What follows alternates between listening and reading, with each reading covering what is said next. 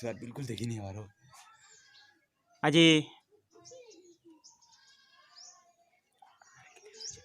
26/12/2019 बहुत दिन पर आज एक विरल सूर्य पराग देखा मिलूँ।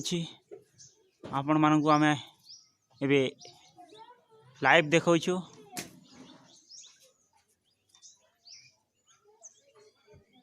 यही देखंतु अर्धचंद्र भाया देखा जाउथबा सूर्य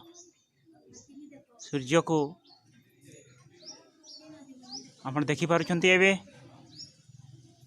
यह एक अर्धचंद्र परी देखा जाउछि।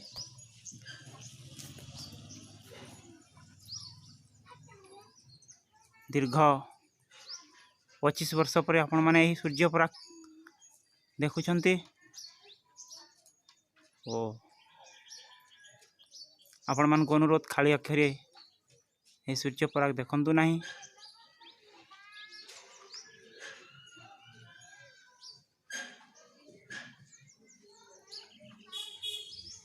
आज टिके मेघुआ पाग थिबारु